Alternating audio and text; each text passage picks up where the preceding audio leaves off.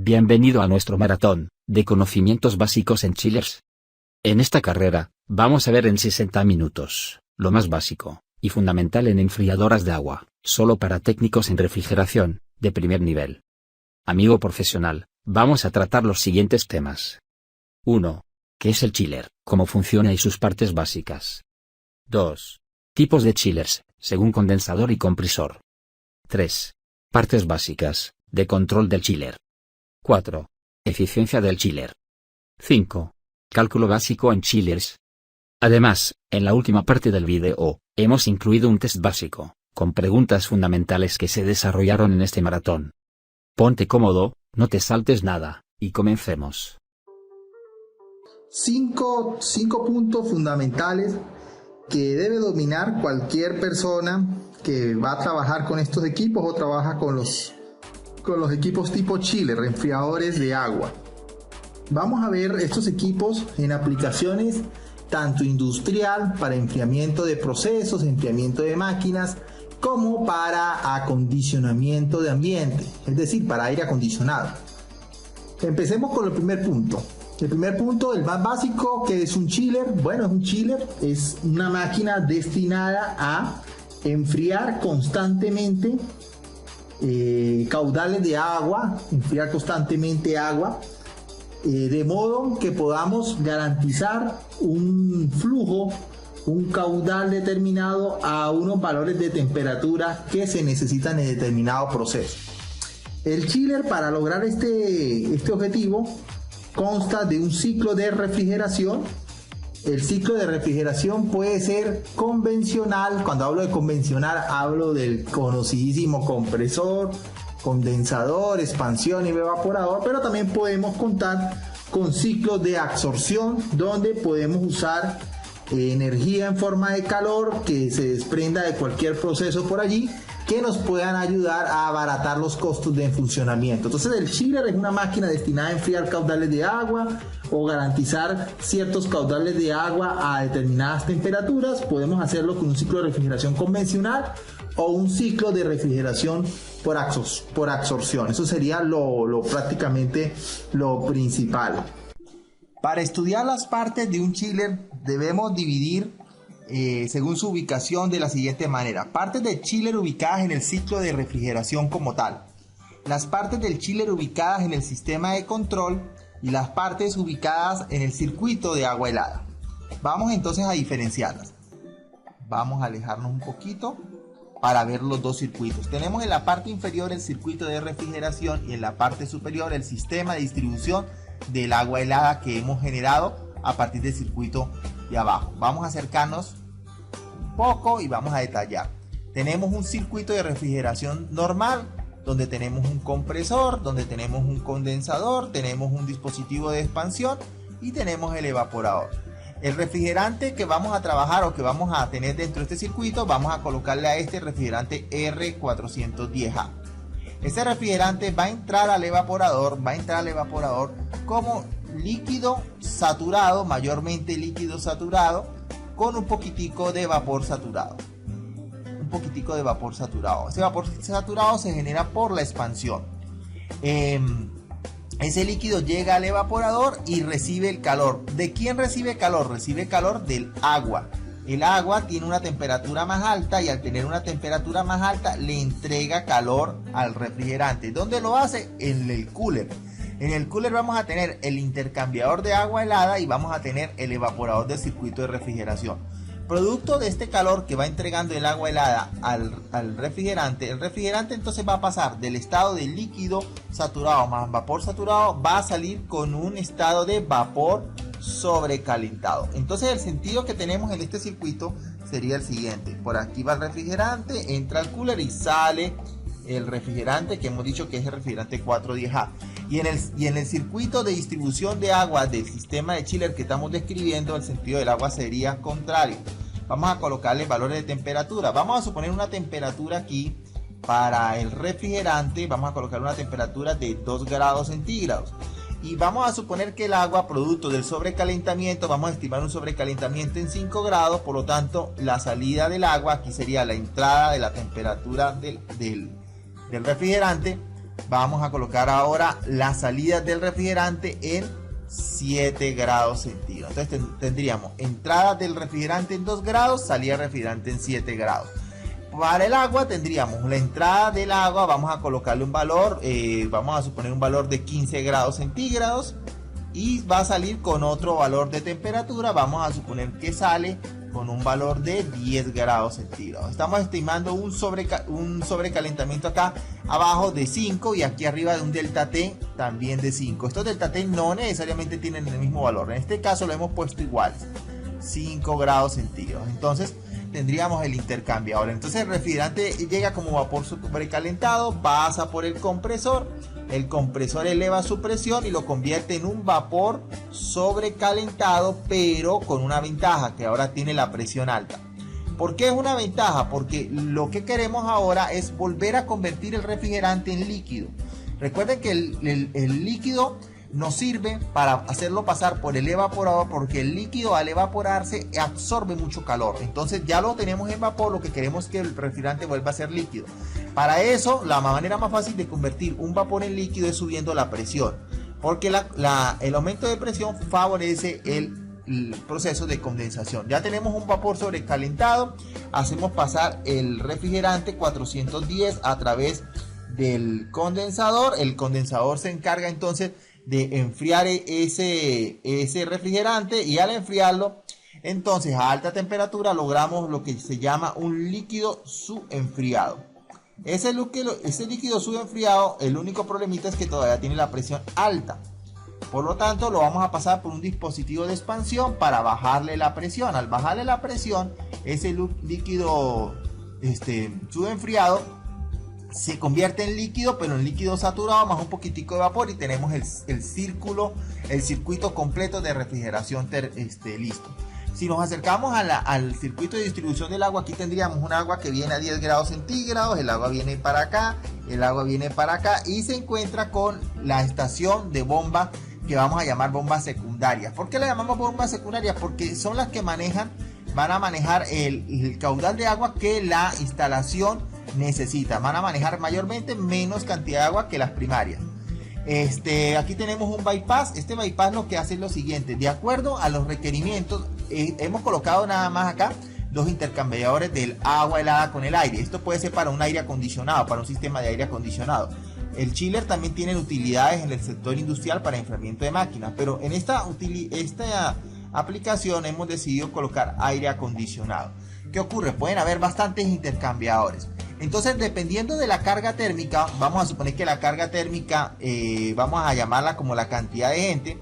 Dependiendo de la cantidad de gente, vamos a necesitar más agua helada o menos agua helada. Esa agua helada entra a este intercambiador, y el intercambiador tiene un ventilador. Entonces los ventiladores lo que hacen es bajar su temperatura y le entregan el calor al agua helada. O sea que el agua helada entra acá con una temperatura inicial, que vamos a dar temperatura inicial, y sale con una temperatura final. Aquí debería salir más caliente de lo que entró.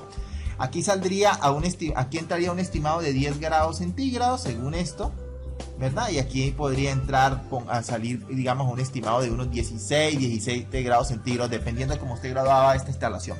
Entonces el agua entra por la aplicación. Cuando necesitamos bastante agua, entonces esta bomba, que en este caso vamos a utilizar una bomba con RPM variables. Si necesitamos bastante agua, entonces la bomba gira a mayor velocidad y nos manda mayor cantidad de agua. Cuando necesitamos menos agua, entonces la bomba es más lenta. ¿Qué se hace con la otra cantidad de agua que sobra? Cuando necesitamos poca agua, esa cantidad de agua regresa al chiller sin haber sido utilizada. Aquí hay un desperdicio de energía, claro está, pero así funciona este sistema como lo estamos colocando con este bypass. Entonces esta agua fría va para acá, entran los intercambiadores y sale. Cuando necesitamos bastante agua, entonces por acá lo que pasa por el bypass es poquito. Y cuando necesitamos aquí bastante agua, se regresa por el bypass el agua que no necesitamos. Cuando necesitamos bastante, por el bypass pasará poco. Cuando necesitamos poca, por el bypass pasará bastante agua. Esa cantidad de agua entra a estos intercambiadores y regresa de nuevo al circuito. Vamos a suponer que regresa con una temperatura de 16 grados centígrados. Hemos puesto que regresa con una temperatura de 16 grados centígrados. Aquí en este punto se mezcla cuál agua. Se mezcla el agua que viene con una temperatura de 10 grados centígrados y que no fue utilizada con el caudal de agua que sí se utilizó, que tiene una temperatura de 16. O sea, aquí tendríamos una temperatura que entra a 16, aquí tendríamos una temperatura que entra a 10, pasa a través de una bomba secundaria y la temperatura, al mezclarse estos dos caudales de agua, pues tenemos una temperatura de 15, porque así lo hemos colocado. Estos valores de temperatura que hemos colocado acá simplemente son de referencia. En cuanto a los tipos de chiller, pues va a depender la clasificación que vamos a encontrar en libros, en videos, en presentaciones. Va a ser el chiller enfriado por agua y el chiller enfriado por aire, los tipos de chiller. Cuando hablamos de enfriados, nos hacemos referencia al enfriamiento que tiene el condensador. El chiller convencional, que es el que vamos prácticamente a tratar en estas clases, necesita enfriar su condensador para poder disipar el calor que ha ganado del caudal de agua que estamos enfriando. Entonces, ese condensador podemos enfriarlo con aire o podemos enfriarlo con agua. Los dos tipos de condensadores tienen sus ventajas y sus desventajas. El condensador enfriado por aire, su principal ventaja es el poco mantenimiento que requiere. Simplemente nos vamos a preocupar a grandes rasgos, nos vamos a preocupar por su limpieza, porque los ventiladores tengan los consumos de amperaje correctos, las RPM correctas, en caso que sean monofásicos, que los capacitores tengan las capacitancias que deben tener. De esa manera pues tenemos un intercambio bueno en el circuito.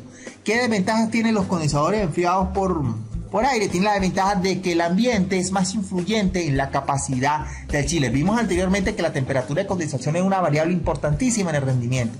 Pues en los chillers enfriados por aire, ese rendimiento, como el condensador es enfriado por el mismo medio ambiente directamente, pues la temperatura del ambiente va a influir más directamente sobre el consumo de electricidad que tenga el compresor. Entonces, una de las desventajas mayores. Por eso es que se le dice muchas veces que es menos eficiente que el condensador que vamos a ver ahorita, que es el condensador enfriado por agua. Aquí tenemos las diferentes estrategias para condensación.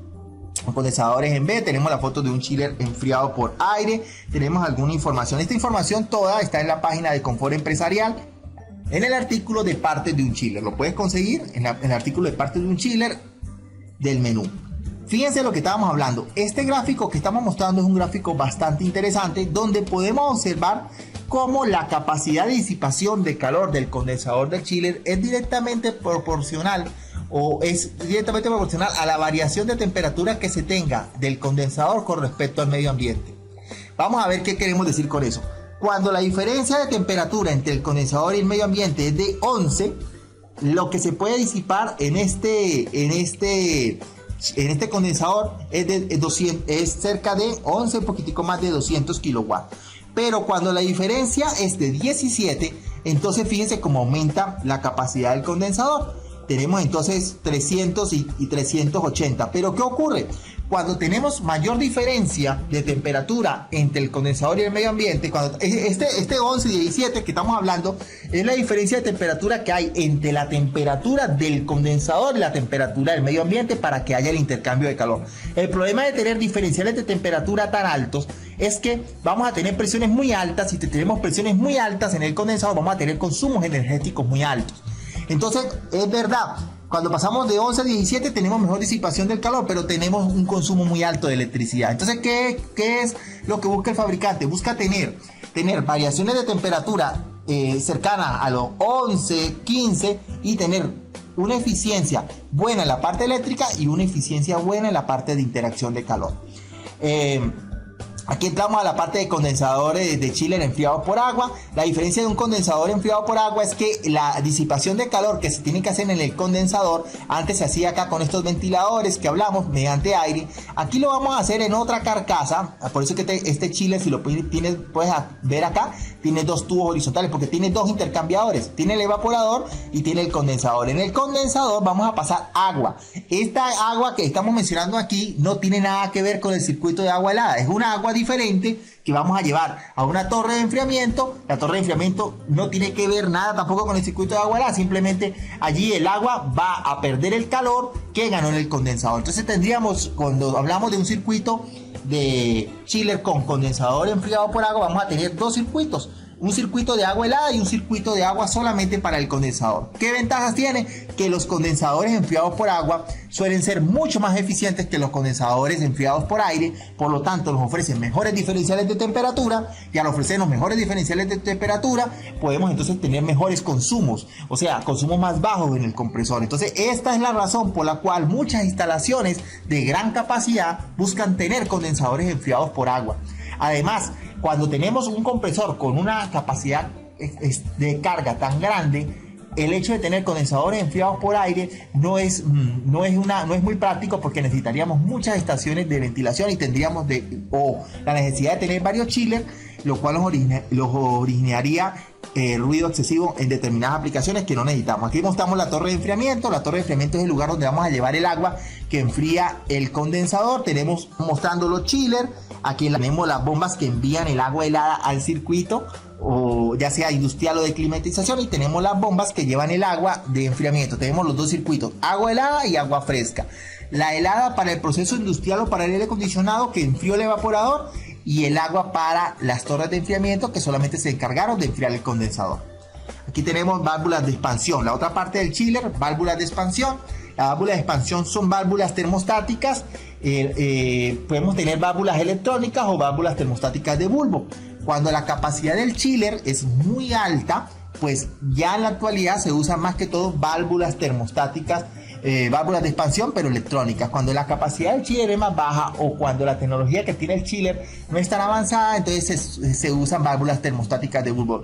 Tanto la termostática de bulbo como la de expansión electrónica basan su funcionamiento en mantener un sobrecalentamiento a la salida del evaporador prácticamente de 5 grados. Recordemos que sobrecalentamiento es el diferencial de temperatura que hay entre la temperatura de entrada del refrigerante en el evaporador y la temperatura del refrigerante a la salida del evaporador como vapor sobrecalentado. Si mantenemos ese valor en 5 grados, aseguramos una buena eficiencia del circuito y aseguramos un bajo consumo también, y aseguramos además que el compresor esté succionando constantemente vapor sobrecalentado. Los tipos de compresores, bueno, vamos a ver los compresores que usualmente estamos viendo en los equipos de refrigeración. Vamos a hacer un resumen de las características rápidamente. ¿Podemos ver chiller con compresor de pistón? Sí, todavía podemos ver chiller con compresor de pistón. Sin embargo, como se sabe, los compresores de pistón son más útiles cuando las relaciones de compresión son más altas. ¿Cuándo las relaciones de compresión son más altas? Cuando necesitamos bajas temperaturas, muy bajas temperaturas. Por lo menos en los sistemas de congelación, los compresores de pistón, a pesar de todo, todavía tienen un campo de aplicación bastante grande. Digo a pesar de todo porque se habla mucho de la ineficiencia de estos equipos, pero la confiabilidad de los compresores de pistón es también alta, y un compresor de pistón con un sistema que le permita trabajar a carga parcial mejora bastante su eficiencia. Pero en cuanto a los chillers, no vamos a tener relaciones de compresión tan altas, entonces es probable por eso que vamos a ver, o estamos viendo, que los compresores de pistón dejan de usarse en los chillers. El otro chiller es el compresor de scroll. El chiller con compresor scroll, este compresor nos va a garantizar, es un compresor que se desempeña muy bien para relaciones de compresión no tan altas. Ese es su fuerte, relaciones de compresión no tan altas. Cuando hablo de relación de compresión, hago referencia a la presión de evaporador y presión de condensador, o en palabras más simples, cuando no necesitamos tanto frío. Cuando hablo de frío, me estoy refiriendo a la temperatura, cuando no necesitamos temperaturas tan bajas. Como vamos a enfriar es agua y no queremos congelarla, pues no necesitamos temperatura tan baja, no vamos a bajar de 0 grados porque la congelaríamos. Probablemente vamos a estar siempre entre los 5 o 7 grados, ¿verdad? 7 grados centígrados. Entonces el compresor scroll juega un papel importante en los chillers. Ahora también tiene la ventaja que podemos tener para un cierto aumento de capacidad, podemos tener varios compresores scroll y sincronizar la aparición de 1, 2 o 3 o 4 compresores al mismo tiempo para poder tener diferentes capacidades. De modo tal que cuando el chiller esté encendido no es necesario estar al 100% de capacidad. Si por lo menos tenemos 4 compresores scroll y cada uno, por decir, nos arroja por decir un valor, 15 toneladas, entonces si tenemos los 4 tendríamos 60, si tenemos 2 tendríamos 30, si tenemos 3 tendríamos 45 y podemos adaptar ciertamente la carga parcial. Además los chillers con compresor scroll también tienen la ventaja que podemos tener un compresor scroll que sea inverter, o sea que el compresor inverter es aquel que se adapta a la carga exacta del momento y podemos tener compresores scroll fijos. Entonces los compresores scroll son compresores por lo general de baja capacidad por unitaria, baja capacidad en toneladas, pero para obtener una capacidad grande lo que se hace es colocar varios compresores para alcanzar la capacidad mayor. Entonces vamos a ver chiller con 4, 6, 8 compresores y eso nos va a permitir adaptar la carga del chiller a la carga de la instalación. Esa es la ventaja de los compresores scroll. Otro tipo de compresor usado es el compresor de tornillo. Ese es un compresor de buena eficiencia, pero de mayor capacidad de enfriamiento. Por lo tanto, vamos a ver los chillers con un compresor de tornillo y con ese compresor de tornillo vamos a alcanzar cargas térmicas altas. Sin embargo, podemos ver dos compresores de tornillo también. El compresor de tornillo va a intentar adaptarse a la carga térmica de la instalación con el mecanismo de corredera y este mecanismo puede mejorar bastante el funcionamiento, el desempeño del equipo. También vamos a ver el compresor de centrífugo en los chillers de mayor capacidad. Esos van a ser chillers que van a manejar una carga térmica bastante alta. Solamente la mayoría tienen un solo compresor centrífugo y con eso vamos a alcanzar cargas térmicas bastante altas. Vamos ahora a las estrategias de control que usan los chillers. Esto a nivel general, no estamos hablando de un compresor específico. Sin embargo, lo más usual es que sean compresores scroll. ¿Por qué? Porque un compresor centrífugo vamos a tener pocos. El compresor de tornillo también vamos a tener pocos. Entonces el compresor scroll es el que básicamente se enfoca en la estrategia de control. Fíjense que tenemos en pantalla un circuito con un chiller con dos circuitos. Cada circuito tiene 3 compresores scroll. Tenemos el condensador CD, la válvula de expansión y tenemos un solo evaporador. Dependiendo de la carga térmica que tenga la instalación, vamos a hacer uso de los dos circuitos o de un solo circuito o de un determinado número de compresores. ¿En qué consiste la estrategia para el control con varios compresores? Esto lo podemos resumir en este cuadro. Fíjense, tenemos unas tablas que nos van a ayudar a comprender la idea. Cuando tenemos una capacidad de un 100%, entonces ¿qué tenemos que tener? No tenemos ninguna otra posibilidad sino tener, vamos a tratar de ubicar que se vea el circuito y se vea la tabla. Cuando tenemos una capacidad del 100%, no nos queda otra sino tener los 3 compresores del circuito 1 y los 3 compresores del circuito 2 encendidos para alcanzar el 100% de la capacidad. Cuando ya la carga térmica, cuando hablamos de carga térmica, estamos hablando de la cantidad de agua helada que se necesita, ya sea en una instalación industrial o en un sistema de aire acondicionado. Cuando ya la capacidad que se necesita es del 83%, entonces no necesitamos que los 6 compresores estén encendidos. Podemos usar solamente 5.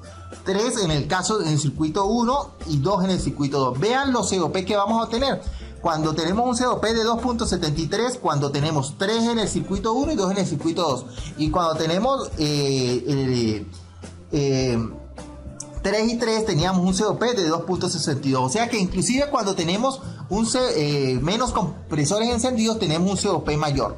Entendemos este concepto, ¿no? El COP mayor quiere decir rendimiento energético. No quiere decir que con 5 compresores tengamos más frío.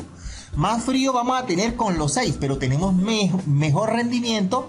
Cuando hablamos de COP hablamos de frío generado por energía eléctrica invertida. Entonces con 5 compresores el sistema manifiesta un mejor rendimiento. Ahora, según la estadística, cuando tenemos una demanda de calor de una carga térmica de 67%, fíjense las posibilidades que tenemos. Aquí ya empezamos a jugar con el control, porque necesitamos solamente 4 compresores encendidos. Entonces tendríamos esta posibilidad. Tendríamos la posibilidad de tener 2 compresores encendidos, uno por circuito, o sea, 2 y 2, o tendríamos la posibilidad de tener 3 compresores de un circuito y un compresor en el otro circuito para llegar a los 4. Con 2 y 2 llegamos a 4 y con 3 y 1 también llegamos a 4. ¿Dónde va a estar enfocada la estrategia de control? Pues en este sistema que estamos mostrando, para este sistema específico que estamos desarrollando, cuando tenemos 2 y 2, tenemos un COP de 2.89, mientras cuando tenemos 3 y 1, tenemos un COP de 2.71. Entonces, ¿qué estrategia de control se debe usar? Se debe usar la estrategia de control que nos ofrece un mejor rendimiento. Entonces, cuando necesitamos tener 4 compresores, vamos a tener 2 y 2 en vez de 3 y 1 porque el COP es mayor. Cuando en cambio ya la demanda de calor es del 50%, pongamos atención acá, que necesitaríamos tener solamente encendido 3 compresores. Para tener 3 compresores tenemos dos posibilidades, tener 2 en un circuito y 1 en el otro circuito, o solamente 3 en un circuito y ninguno encendido en el otro. Veamos cuál estrategia nos ofrece un COP mayor. Cuando tenemos 2 y 1 tenemos un COP de 2.92. En cambio, cuando tenemos 3 y 0 tenemos un COP de 2.62. ¿Qué estrategia tenemos que usar? Pues la de 2 y 1 porque nos ofrece un mejor rendimiento. Atención, ambas estrategias, tanto la 2 y 1 y 3 y 0, nos ofrecen la misma cantidad. Estamos hablando de prácticamente la misma carga térmica. Lo que cuando hacemos la referencia de COP, estamos haciendo referencia a que estamos invirtiendo menos electricidad para obtener la misma cantidad de frío. Entonces tendríamos el otro caso, cuando tenemos un 33%, nos queda la alternativa de tener 2 compresores encendidos. Podemos tener 1 y 1 o podemos tener 2 y 0. Cuando tenemos 1 y 1 tenemos una eficiencia del 2.97 en COP. El COP, recordemos siempre que va a ser calor generado entre el trabajo invertido. Tenemos 2.97, mientras que con dos compresores de un mismo circuito tenemos 2.89. ¿Qué estrategia debemos usar? La de 2.97.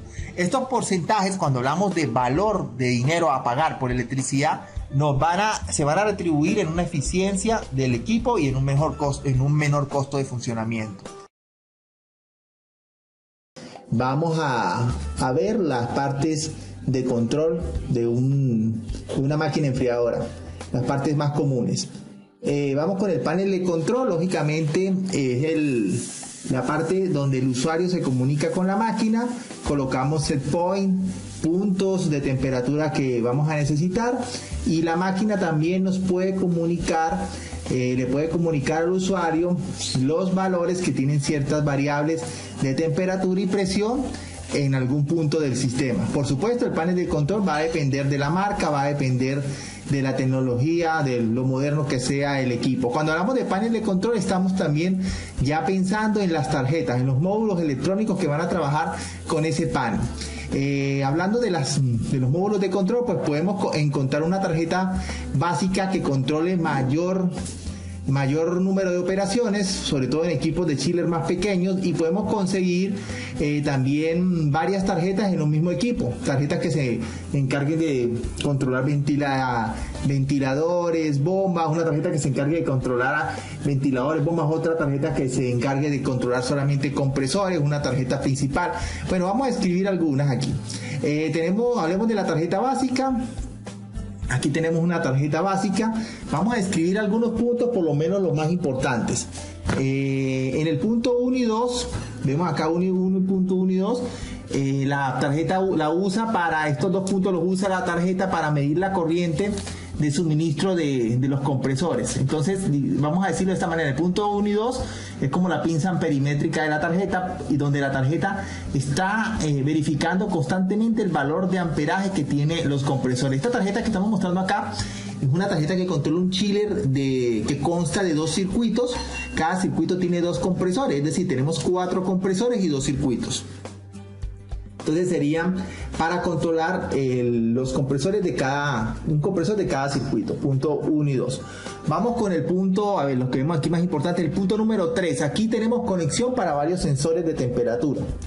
Los sensores de temperatura se conectan en el punto 3. Podemos estar hablando en este caso de temperatura del ambiente, podemos estar hablando de temperatura del condensador, para así el chiller conocer cómo está trabajando la condensación y qué valores de temperatura ambiente tenemos. Recuerden que la temperatura ambiente y la condensación están estrechamente relacionadas. Si el valor de temperatura promedio del condensador con respecto a la temperatura ambiente es un valor importante en la eficiencia del condensador, que llamamos delta T.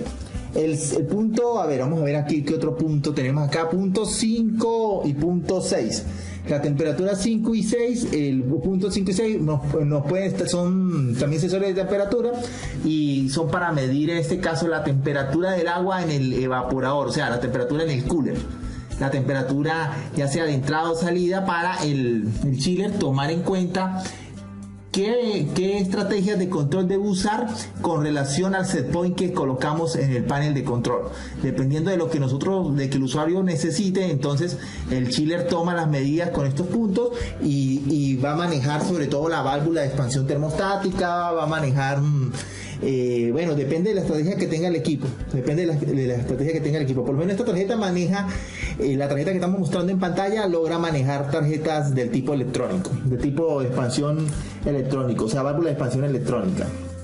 Vamos a ver por aquí otro punto. Este punto 10 es un punto de comunicación. Esta tarjeta se comunica con algún otro módulo. Vamos a ver aquí.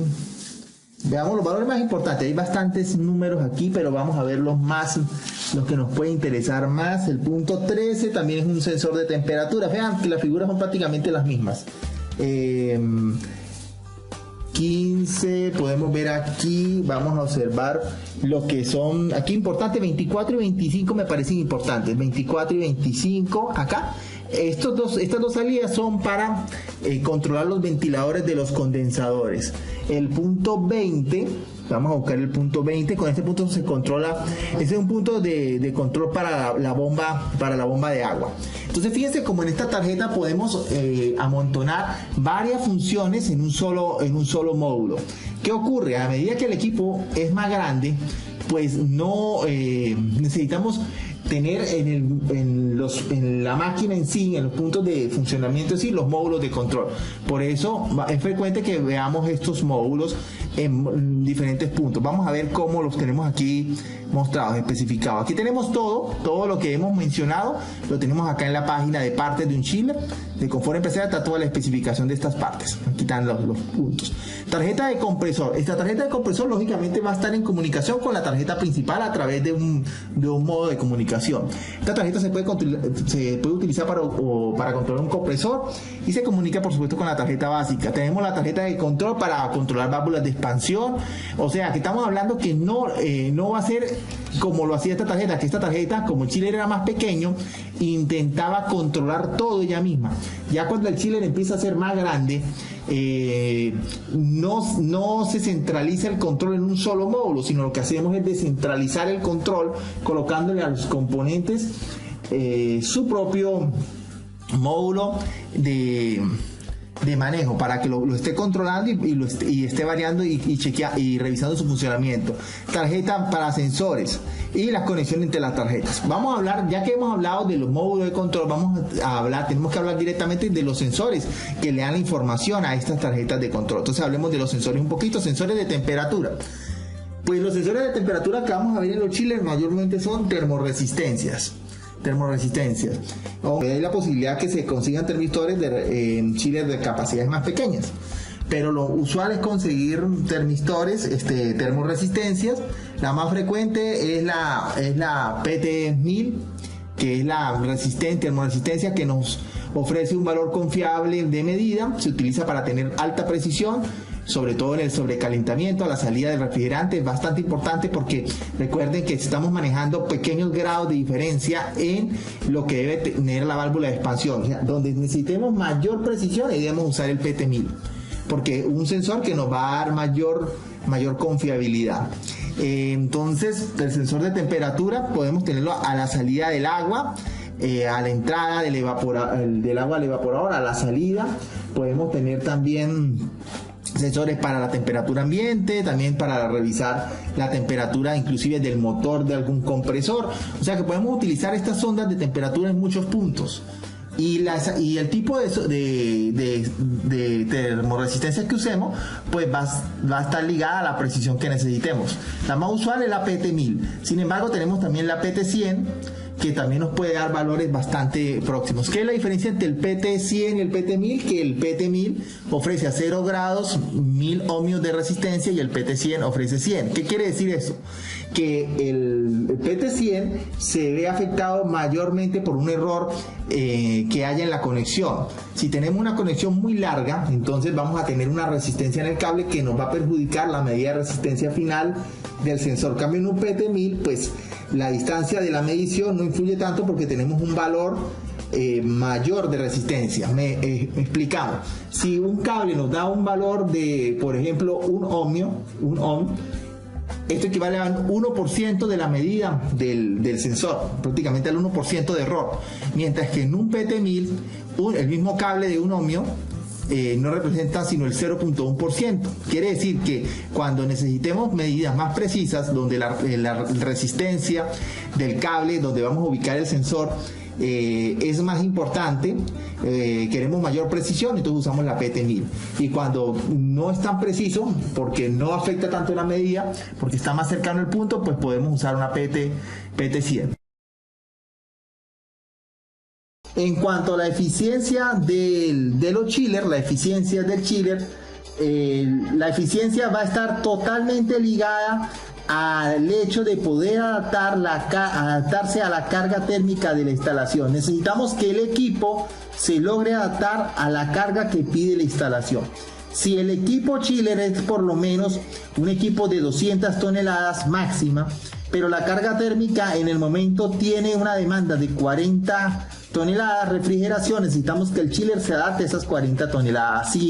Si la carga térmica ahora es 60, necesitamos que el chiller se adapte a esas 60. Si la carga térmica es de 70, ahora el chiller se adapte a esos 70. Y así sucesivamente. Si el chiller logra adaptarse a ese valor de carga térmica de la instalación, si logra mantener casi el mismo valor de la carga térmica de la instalación, adaptarse a ese valor que le está exigiendo la instalación, vamos a tener una instalación con bastante eficiencia. Claro está que los compresores van a jugar un papel importante en la eficiencia del equipo, pero se puede resumir que si el chiller se logra adaptar a la carga térmica de la instalación, vamos a tener un IPLB, que es el coeficiente con que se va a medir la eficiencia de los chillers, alto. El IPLB mide el poder de adaptación que tenga un chiller a cargas por debajo de su carga máxima.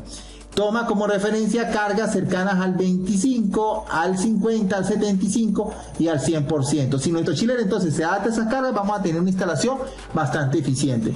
En las plantas de agua helada vamos a ver cómo se realiza la distribución del agua acondicionada. Vamos a tener diferentes tipos de instalaciones. Podemos decir como conceptos generales que vamos a tener dos circuitos: el circuito primario, donde estamos generando el agua helada, y el circuito secundario, donde estamos haciendo la distribución de ese caudal de agua helada. El chiller va a estar en el circuito primario. Podemos tener bombas primarias que se encargan de alimentar al chiller directamente. Podemos tener bombas secundarias, que son las bombas ubicadas por supuesto en el circuito secundario y se encargan de alimentar a todas las aplicaciones. Sin embargo, con los años se han ido mejorando estos diseños, se han ido adaptando nuevas tecnologías. Por ello, cada vez más frecuente tener bombas del tipo inverter con variador de frecuencia en el circuito secundario para adaptar la carga térmica, para adaptar el caudal de agua a la carga térmica que necesita la aplicación. E inclusive estamos viendo también bombas primarias también con sistemas de variador de frecuencia. Hemos mencionado bastantes veces en esta clase adaptarse a las cargas parciales. Esa es la clave en estos equipos.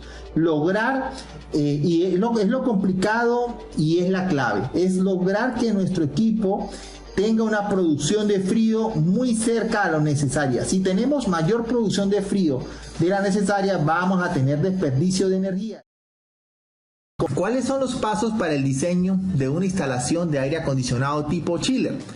Bueno, el primer paso es calcular la carga térmica del local. El segundo paso es calcular, los pasos es calcular los caudales de agua que va a tener el chiller y la instalación.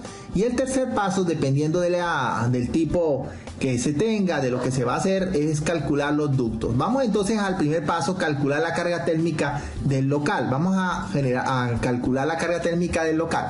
Vamos a imaginarnos una aplicación. Bajemos un poquito y nos imaginamos primero la aplicación. Imaginémonos esta aplicación donde tenemos varios locales, y varias salidas de aire frío. Tenemos esta salida, esta salida, esta salida, esta salida, esta salida, y todo junto suma una carga térmica.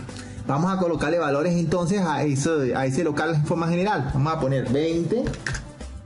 Al ancho le vamos a poner también 20. A la altura del local vamos a colocarle 2.5 metros. Vamos a colocar número de personas aquí. Coloquemos un máximo de personas de 40. Artefactos eléctricos que generen calor. Coloquemos 20. Imaginémonos 20. El área de la parte exterior que recibe calor por el sol, o sea que está expuesta directamente al sol. Bueno, vamos a imaginarnos que una parte del local que dijimos que era de 20 por 20, un lado de ese cuadrado queda expuesta al sol, entonces tendría un largo de 20, si es todo la pared, y una altura de la pared dijimos que de 2.5. Puede que aquí calculamos la carga térmica, nos da que la carga térmica que se necesita es de 17.87 toneladas. Eso nos da el simulador, el valor de la carga térmica de la instalación. Ya hemos cumplido entonces con el primer paso, que era el cálculo de la carga térmica. Vamos ahora con el cálculo de los caudales de agua. Entonces, con este valor de carga térmica vamos entonces a calcular los caudales de agua. Siempre vamos a poner una unidad por encima como factor de seguridad, siempre es así. Entonces vamos a suponer que el cálculo como valor de seguridad vamos a tomarlo de 20 toneladas. Entonces vamos a colocar que la carga térmica ahora es de 20 toneladas. Vamos a poner una unidad de 20 toneladas, teniendo en cuenta que la carga térmica en algún momento puede tener un pico más alto. Entonces 20 toneladas. De una vez el simulador nos da el valor de caudal de agua necesaria en la instalación, lo que va a manejar el chiller. Nos dice que va a manejar un caudal de 57.59 galones por minuto. Ya tenemos entonces la capacidad, la carga térmica que va a manejar el chiller, que fue el valor de 17, que compramos un chiller de 20 toneladas, y el caudal que va a manejar de agua que va a manejar el chiller es de 57.59 galones por minuto. Este caudal lo va a necesitar cuando tengamos... Este caudal de agua lo va a necesitar la instalación, cuando necesite 20 toneladas de carga térmica. Entonces viene el cálculo de los ductos. Bueno, aquí depende. Podemos tener una distribución donde llevemos el agua helada directamente a los intercambiadores, como lo estamos viendo en esta figura. El agua helada llega directamente al intercambiador, y el intercambiador entonces se encarga de pasar el aire a través de un serpentín de agua helada y convertirlo en aire acondicionado, en aire a baja temperatura. Después el agua más caliente regresa entonces al chiller para volver a convertirse en agua helada y retornar. Entonces se dijo que trabajábamos con 7 y con 12, con 7 de llegada al intercambiador y con 12 a la salida del intercambiador. Entonces este sería, aquí en esta aplicación, si toda nuestra distribución está hecha con este tipo de ramal, pues no vamos a usar mayor cantidad de ductos, pero también podemos encontrarnos una distribución de este tipo, donde el agua helada genera el aire frío en este punto que estoy señalando con el cursor. Aquí se genera el aire frío, y después el aire frío es llevado mediante un sistema de distribución por ductos a las aplicaciones. Este es un tipo de distribución diferente. Fíjense que aquí tenemos la generación del aire frío, y después tenemos su distribución con el sistema de ducterías. Estos ductos hay que diseñarlos, o por lo menos lo vamos a tratar de dar un predimensionamiento. Aquí no vamos a tomar en cuenta algunas variables, pero nos vamos a tener una idea de cómo se hace el proceso de diseño de estos aires acondicionados tipo chiller. Vemos cómo sería la instalación, la distribución del aire completamente a través del local, la llegada del agua helada, el control del agua helada, control para lograr acondicionar entonces una instalación, un aire acondicionado tipo chiller con sistema de distribución. Aquí tenemos entonces dos factores. Vamos a poner acá un poquitico para que se vea mejor.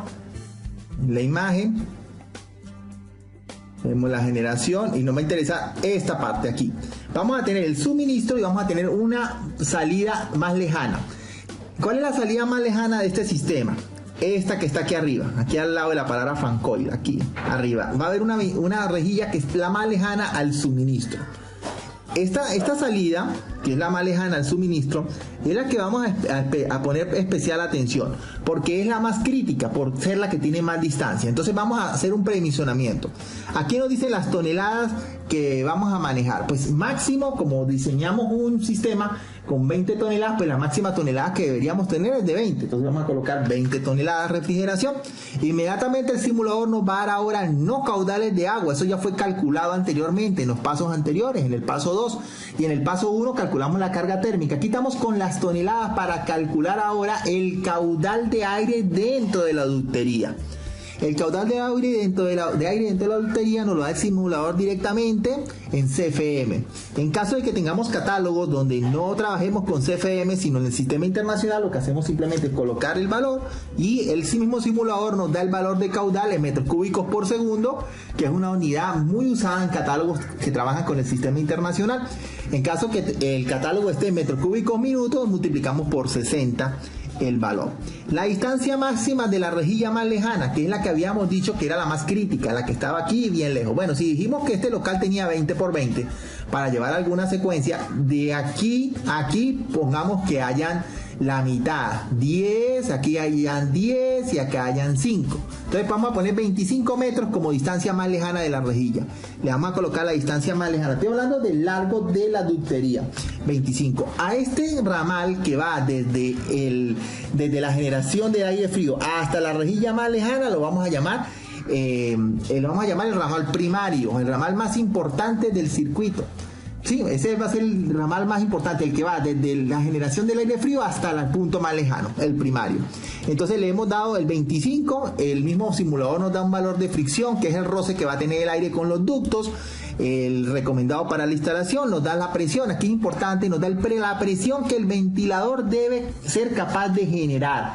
¿Para qué? Para llevar el aire desde el inicio hasta el final. Si el ventilador no es capaz de generar esta presión, entonces el aire no llegaría hasta la última rejilla. Eso es lo que sucede en instalaciones que se hacen mal, donde el aire no llega a todos los puntos, sino llega en un punto más que en otro, porque no se ha hecho un balance, no se han tomado en cuenta las presiones necesarias. Tenemos entonces la presión, nos da un diámetro recomendado de 31 pulgadas. Este diámetro es un valor referencial, pues no necesariamente las ducterías van a ser de sección transversal circular. También podemos conseguir una sección transversal de forma de cuadrado o de rectángulo, como lo vemos inclusive acá en esta animación. Se colocó que el aire acondicionado tenía sección transversal, el sistema de ductería. Entonces este diámetro inclusive lo podemos llevar con algunas tablas a sección de forma de cuadrado o sección rectangular, o sea que no quiere decir que tenga que ser circular a juro la sección de la tubería. El caudal, entonces la potencia del ventilador es 195. Ahora fíjense, primario va a ser todo el complemento, pero este primario va a tener cambios de sección. ¿Por qué? Porque van a haber salidas de aire, o sea, todo el primario no va a tener la misma área, como lo vemos acá. Aquí primero es más ancho y a medida que se va acercando va cambiando de área. ¿Cómo es el cambio de esta área? Aquí este simulador nos puede dar una idea de eso. Vamos a colocarle valores a esto para hacerlo más real. Que aquí tenemos cuántas salidas, tenemos aproximadamente rápido 1, 2, 3, 4, 5. Vamos a colocarle 5, por lo tanto 5. Vamos a colocar que estas dos salidas tienen 3 toneladas. 3 toneladas acá y 3 toneladas acá. Colocarlo de ese valor, 3 y 3. Entonces, como es de 3 toneladas, vamos a ver qué nos dice el simulador cuando tenemos que calcular el ducto. Vamos para acá. Caudal de aire en CFM que maneja la sección del ducto principal que se desea calcular. ¿Qué pasa? Ya hemos calculado el principal, pero si queremos calcular un cambio de área, pues simplemente lo que tenemos que hacer para eso es lo siguiente. Sencillamente venimos para acá, para el mismo simulador, y le decimos que el valor que tenemos como total es de 9099. 9100 es el valor que tenemos como un total. El valor completo de caudal es de 9100. Ese valor lo vamos a tener en cuenta porque va a ser el principal. Vamos a colocarle ahora que vamos a entregar primero 6 toneladas. Para 6 toneladas, ¿cuánto es el aire que se necesita? El mismo simulador nos lo dice.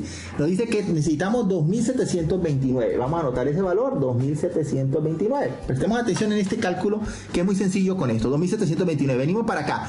Caudal de aire que maneja la sección del ducto principal que se desea calcular. Bueno, fíjense que ahora nuestro ducto ya no va a manejar la misma cantidad porque hemos perdido aire. ¿Cuánto aire hemos perdido? Hemos perdido 2.729. ¿Por qué? Porque se entregó en esta rejilla, o sea que vamos a tener ahora menos aire.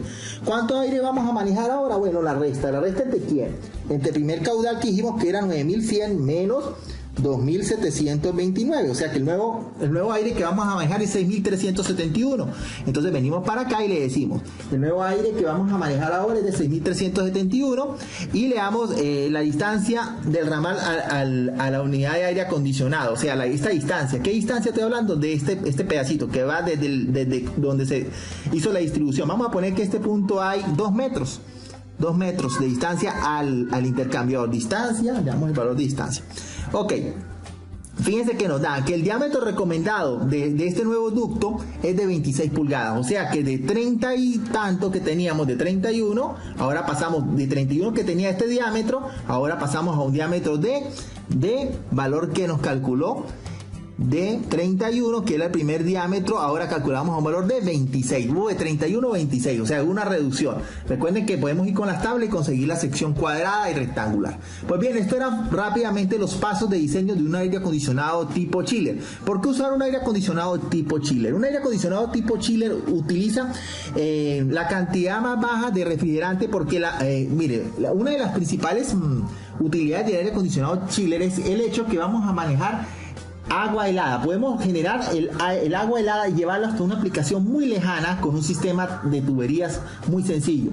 Si vamos a usar un aire acondicionado central, vamos a tener entonces que usar ducterías desde la generación del aire frío hasta el final. Eso es más costoso, requiere más espacio, genera más ruido.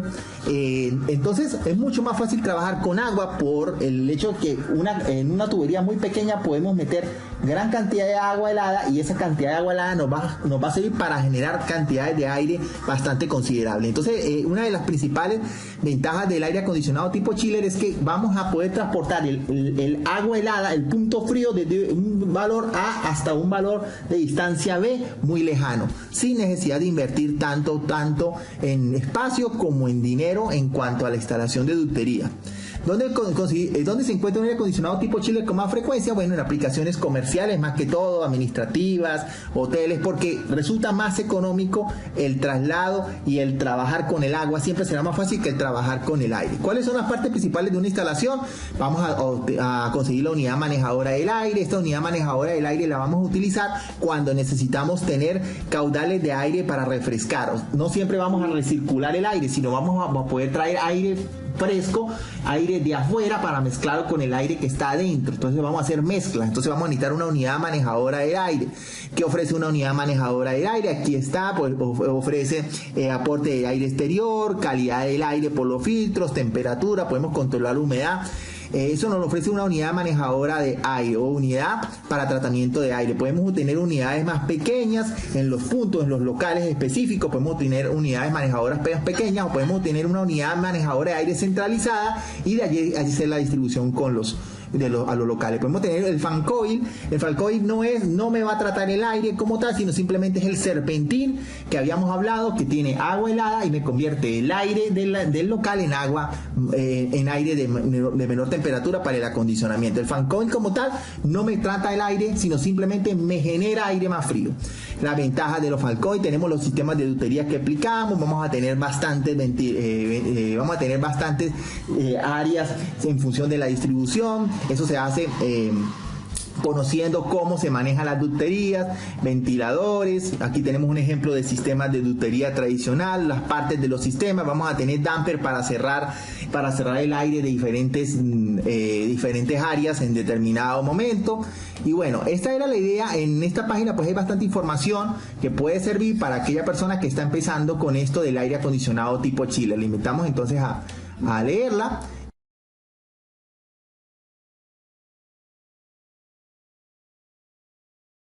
Test de chiller básico. Vamos a hacerlo con un test. ¿Qué es un chiller? Opción 1, es un aire acondicionado con condensador enfriado por agua. Es una máquina frigorífica con condensador enfriado por agua. Opción 3, es una máquina frigorífica cuya carga térmica es el agua. Opción 4, ninguna de las anteriores. Un chiller es un enfriador de agua que se usa para aire acondicionado. Para generar aire acondicionado es otra cosa, pero es una máquina para enfriar agua. Entonces sería la opción C. Podemos ver aire acondicionados con condensador enfriado por agua. No es un chiller. Podemos ver equipos de refrigeración industrial enfriados, el condensador con agua, tampoco es un chiller si la carga térmica no es agua. Tiene que ser la carga térmica agua para ser denominado como un chiller. Vamos con los chillers, una clasificación de los chillers por su aplicación. Vamos a clasificar los chillers por su aplicación. Enfriado por agua o enfriado por aire, no, esta clasificación es por el condensador. Usado en procesos industriales y acondicionamiento de ambiente, debe ser la opción, claro que sí. La tercera opción por compresor scroll de tornillo centrífugo, sería una clasificación por compresor. Opción B. ¿Qué es un chiller enfriado por agua? ¿Qué es un chiller enfriado por agua? Es una máquina cuyo condensador es enfriado por agua. Perfecto, esta es la opción correcta, porque es un chiller enfriado por aire cuyo condensador es enfriado por aire, y un chiller enfriado por agua es aquel cuyo condensador es enfriado por agua. Perfecto, vamos con la otra pregunta. ¿En cuál chiller vamos a observar el compresor tipo scroll? ¿En cuál chiller? ¿En cargas térmicas altas? O sea, cargas térmicas que se refiere a las toneladas de refrigeración del equipo. En cargas térmicas altas, en cargas térmicas medio altas, en cargas térmicas medio bajas, ninguna de las anteriores. Los compresores scroll lo vamos a ver en cargas térmicas media bajas. Sería la opción correcta. Vamos con la otra pregunta. ¿En cuál chiller vamos a ver los compresores de tornillo? ¿En cargas térmicas altas, en cargas térmicas media altas, en cargas térmicas media bajas? Ninguna de las anteriores. El compresor de tornillo lo vamos a ver en cargas térmicas media altas. Sería la respuesta correcta. Vamos con la otra pregunta. ¿En cuál chiller observaremos los compresores centrífugos? ¿En cargas térmicas altas, media bajas? Ninguna de las anteriores. Los compresores centrífugos los vamos a ver en cargas térmicas altas. En equipos con alto valor de tonelada de refrigeración, vale la pena invertir en un equipo de estos por su buena eficiencia. Vamos con la otra pregunta rápidamente. ¿Cuál chiller tiene menor presión de condensación? Opción 1, enfriado por agua. Opción 2, enfriado por aire. Opción 3, igual presión, ninguna de las anteriores. Los enfriados por agua.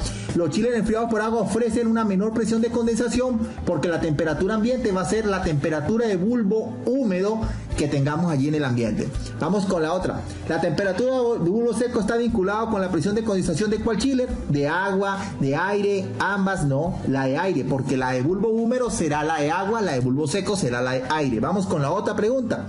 ¿Cuál es el sensor más importante para un chiller de los mencionados a continuación? Nos das una lista de sensores, vamos a ver cuál es el más importante. Sensor de temperatura ambiente, sensor de temperatura de agua de retorno, sensor de la UMA, sensor de presencia de agua. Primero, la primera estrategia de control del chiller es verificar que haya agua en el evaporador, en el cooler, tiene que haber agua. Si no hay agua, no hay carga térmica, el chiller no puede encender. De estos cuatro, por supuesto, el más importante va a ser este porque nos va a garantizar la presencia de carga térmica en el evaporador. Vamos con la otra pregunta. ¿Cuáles son las temperaturas más usadas en el chiller para aire acondicionado? Para una aplicación de acondicionamiento de ambiente, ¿cuáles son las temperaturas más usadas de la lista que nos dan? Vamos a ver qué lista nos dan. Temperatura de salida del chiller 4, temperatura de entrada 9, salida 3, entrada 8, salida 2, entrada 8, salida 7, entrada 12. Esta última es el rango que más se ve. O sea que el chiller enfría hasta 7, el agua va a la aplicación de aire acondicionado y retorna a 12. Eso es lo más común.